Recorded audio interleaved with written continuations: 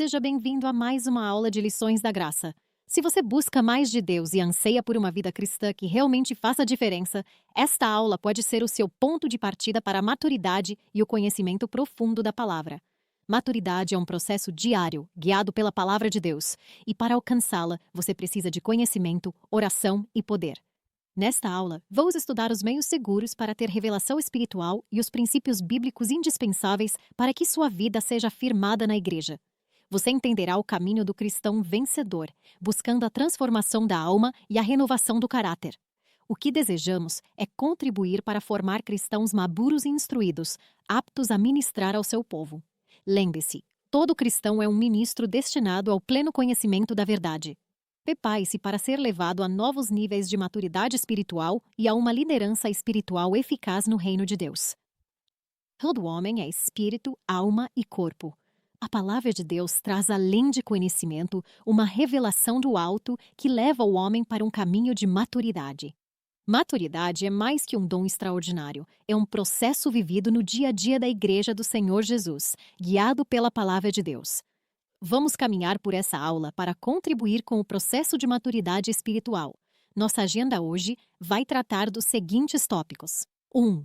Por que precisamos saber a diferença entre alma e espírito? 2. Funções do espírito, da alma e do corpo. 3. A revelação no espírito. 4. Como obter revelação. Você será muito abençoado. Vamos lá! Começamos pela parte mais visível e tangível do nosso ser, o corpo. O corpo é definido como a nossa parte material. Sua função básica é ser o elo que mantém o contato com o mundo material e a realidade exterior. É através dele que interagimos com o ambiente físico. O mecanismo para essa interação se dá pelos 5 sentidos físicos.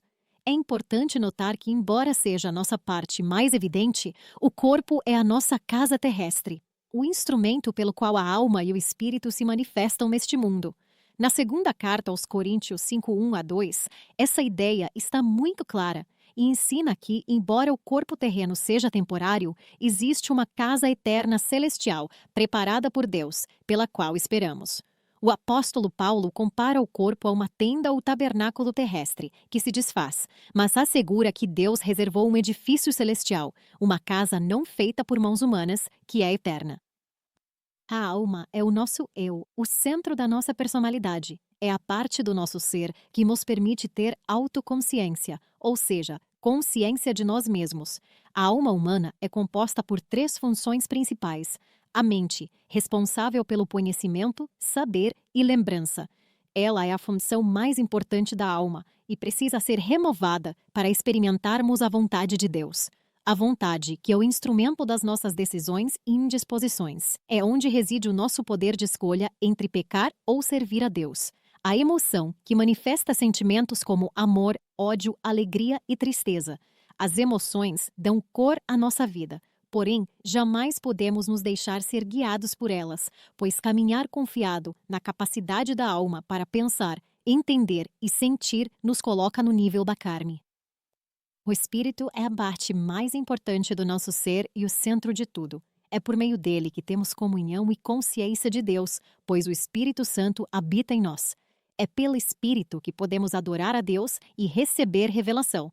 O espírito humano possui 3 funções básicas. A intuição é a capacidade de conhecer ou saber algo sem a ajuda da mente ou da emoção.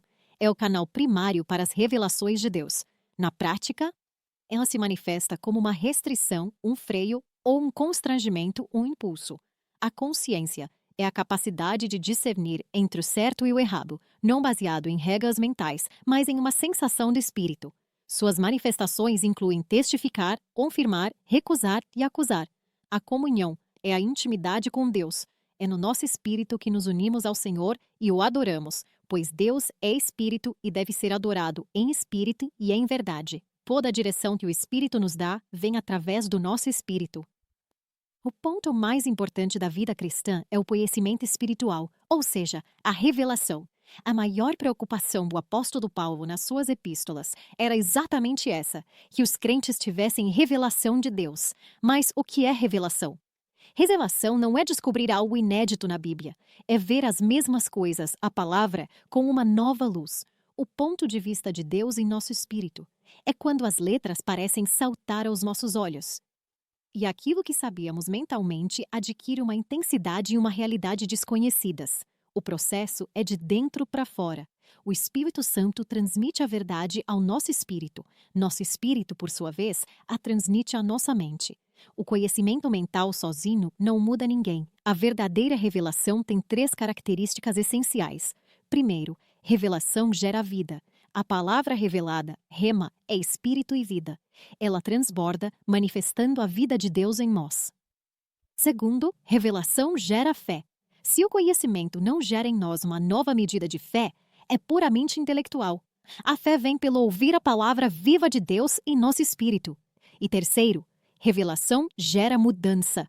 Assim como Simão foi transformado em Pedro, rocha, após receber a revelação de Cristo, a cada nova revelação, somos transformados de glória em glória, até alcançarmos a semelhança de Jesus.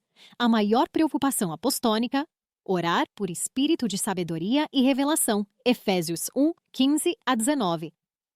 Se a revelação é vital, a pergunta é: como nos habilitamos para recebê-la? Não podemos forçar a luz de Deus, mas podemos preparar o nosso coração, pois é nele que a luz de Deus resplandece. Existem 3 princípios essenciais para um coração apto a receber revelação. Um coração consagrado a Deus. O pecado produz insensibilidade em nosso coração, nos cegando para as coisas espirituais, como aconteceu com Sansão. A obediência e a consagração nos tornam cada vez mais sensíveis para ouvir e receber de Deus. Um coração ensinável. Deus resiste ao soberbo, mas dá graça ao humilde. Devemos ter olhos para ver e um coração aberto. Quem não se dispõe a aprender com os outros, nem mesmo com a história da igreja, dificilmente aprenderá como o Senhor. Um coração limpo e puro. Ser limpo significa não ter pecado oculto. Ser puro significa ter um coração sem mistura, inteiramente voltado para Deus. Essa pureza remove os bloqueios do nosso espírito e permite que a luz de Deus venha sobre sua palavra. Finalmente, lembre-se, o natural vem antes do espiritual. Primeiro precisamos encher a nossa mente com o Logos, a palavra escrita, a Bíblia. O Logos é o fundamento.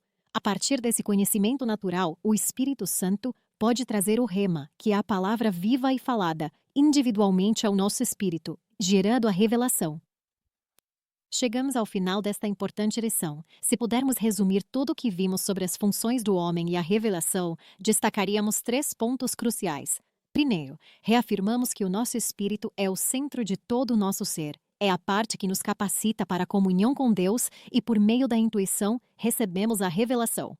Segundo, a revelação, a palavra viva, o rema, não é mero conhecimento mental. Ela é o que gera fé, transborda a vida e, acima de tudo, promove uma mudança real e progressiva em nosso caráter, transformando-nos de glória em glória. Terceiro, o caminho para a revelação começa na nossa atitude. Ele exige um coração consagrado, ensinável, limpo e puro e o nosso esforço para encher a mente com o Logos, a palavra escrita que é o fundamento. Portanto, assim como o apóstolo Paulo, a nossa maior prioridade e oração deve ser que o Deus de nosso Senhor Jesus Cristo nos conceda espírito de sabedoria e de revelação para o pleno conhecimento dele.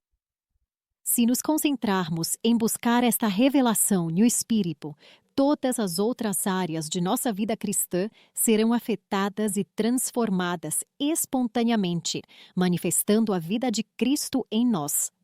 Chegamos ao fim de mais uma lição abençoada.